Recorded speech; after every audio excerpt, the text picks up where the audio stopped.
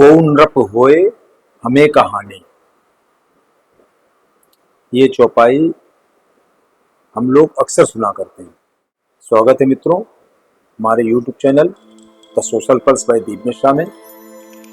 और आज हम इस चौपाई की व्याख्या आज के संदर्भ में करना चाहेंगे।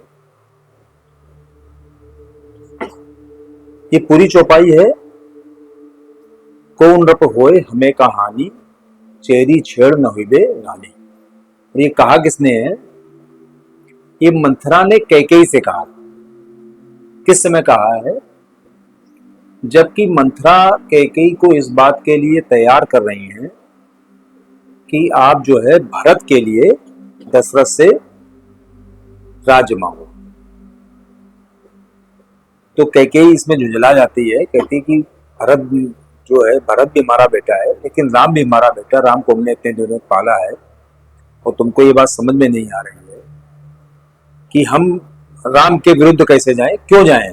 भाई राम हमारा बेटा है, हम उसको पालते हैं, वो हमारे साथ सोता बैठता है।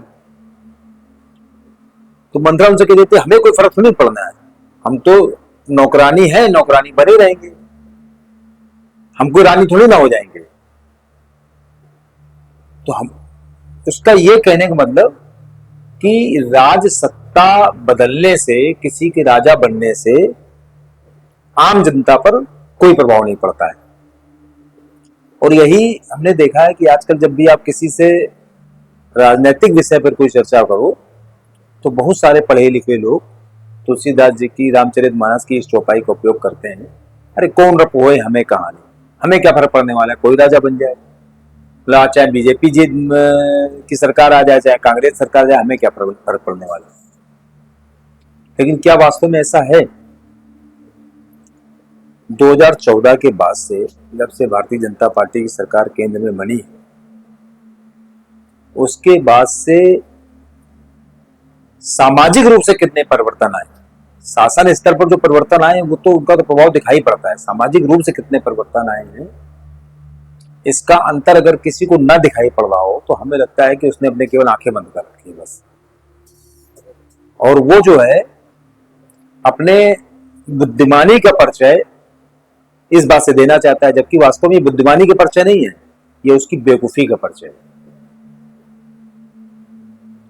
क्योंकि आज के समय अगर भारतवर्ष की शासन व्यवस्था की बात करें तो आज के समय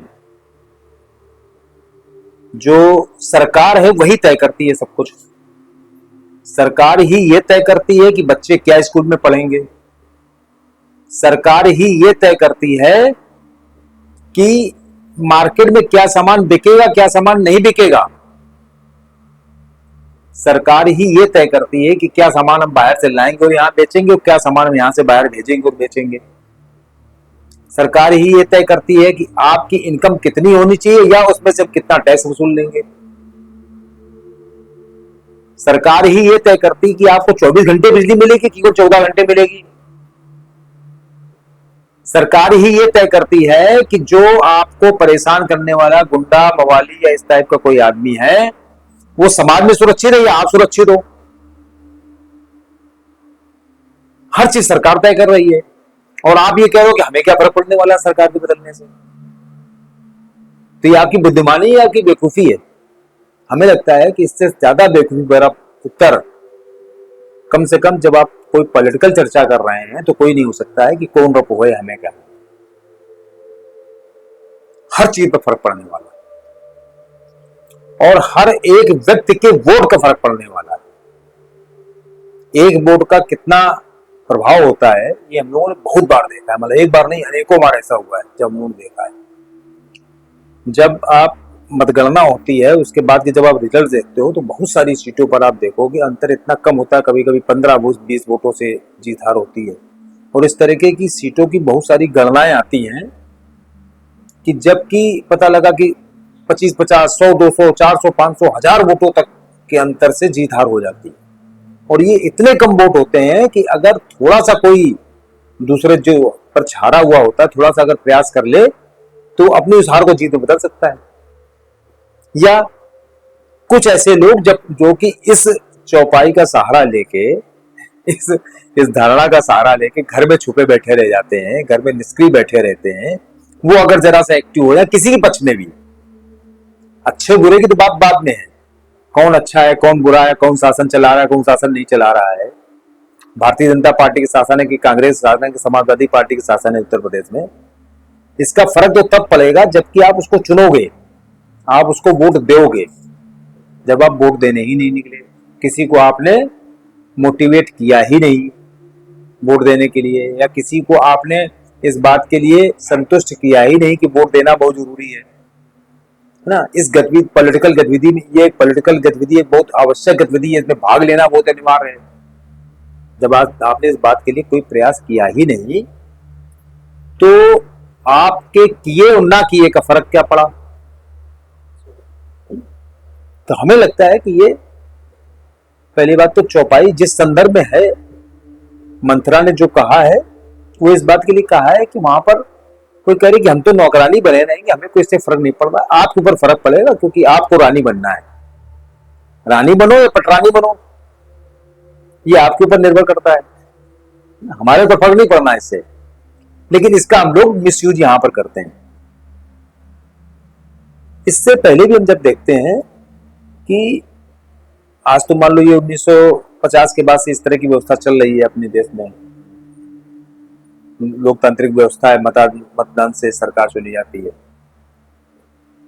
इसके पहले भी हम अगर देखें, हम लोग सोचते हैं ना कभी कभी कि उस समय क्या, जो इस समय जैसे हम लोग इस समय मौजूद हैं, हम लोग अगर हिंदू बचे हुए हैं तो इसलिए तो बचे हुए हैं कि हमारे जो पूर्वज थे उन्होंने किन्हीं भी प्रकार की विपरीत परिस्थितियों में हिंदू रहना ही स्वीकार किया।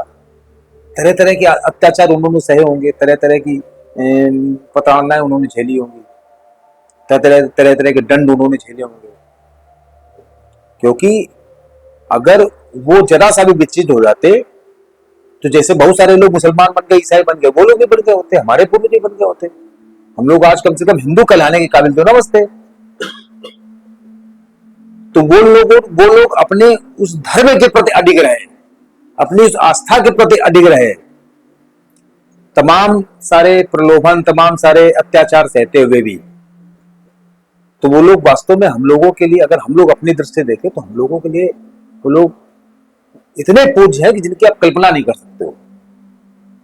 अन्यथा हम लोग भी जो है 5 वक्त की नमाज पढ़ रहे होते, हम लोग भी संडे को जाके वहां पर चर्च में किसी प्रार्थना कर रहे होते।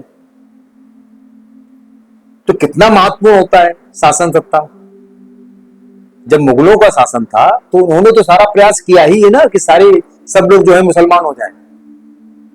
लेकिन बहुत सारे हिंदू जो हम लोगों के पूर्वज थे, अगर हिंदू बने रहे तो ये उन लोगों को पराक्रम था।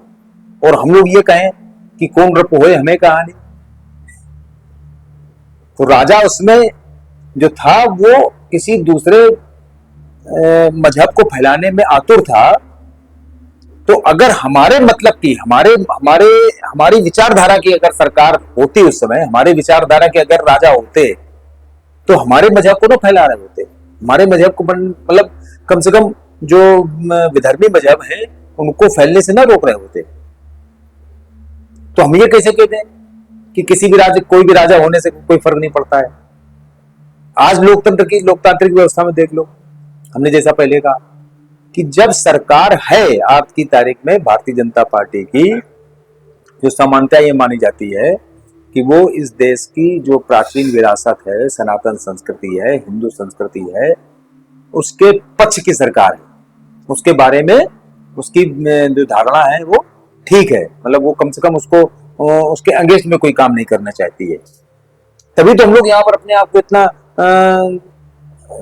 मानसिक रूप से अपने आप को सुरक्षित महसूस कर रहे हैं।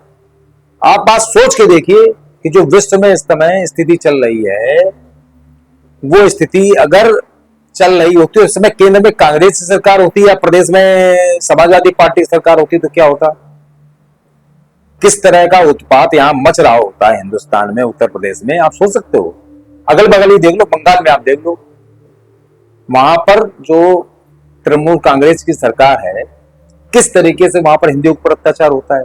बांग्लादेश को तो हम लोग कह देते भाई ठीक है बगल का देश है ना, वो भी तो बंगाल से कट के बना है। भाई ये पश्चिम बंगाल है, वो पूर्वी बंगाल है, इतने तो अंतर है। वो काट के दूसरे देश में चला गया, दूसरा देश बन गया, तो इस पश्चिम बंगाल को दूसरा देश बनने में कौन सा समय लगेगा। जहां की मुख्यमंत्री ममता बनर्जी टाइप की लोग हों तो आप ये समझ लीजिए कि वो तो तैयार है इस बात के लिए। और आप कभी जाके कलकत्ता या पश्चिम बंगाल में रह के तो देखो, आपको समझ में आ जाएगा वहां उत्तर प्रदेश की स्थिति में अंतर, वहां के वातावरण में यहां वातावरण में अंतर है ना।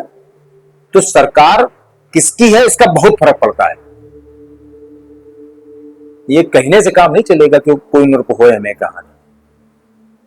और खासकर ये जो चौपाई ज्यादातर जो पढ़े लिखे लोग बहुत ज्यादा प्रयोग करते हैं, जो बहुत ज्यादा अपने आप को विद्वान समझते हैं, बुद्धिजीवी समझते हैं, उन्हीं का एक कमेंट होता है।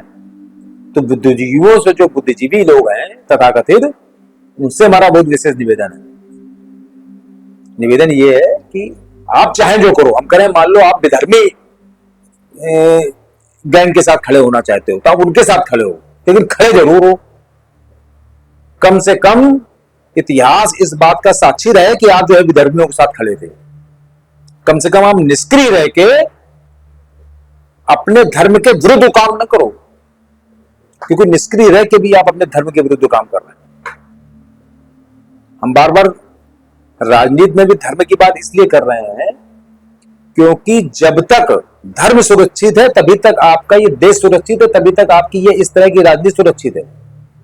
अगर हमारे पूर्वजों ने अपना पंथ और मजहब नहीं बदला था, इसीलिए तो हम अपने आप को सुरक्षित महसूस कर पा रहे हैं इस समय,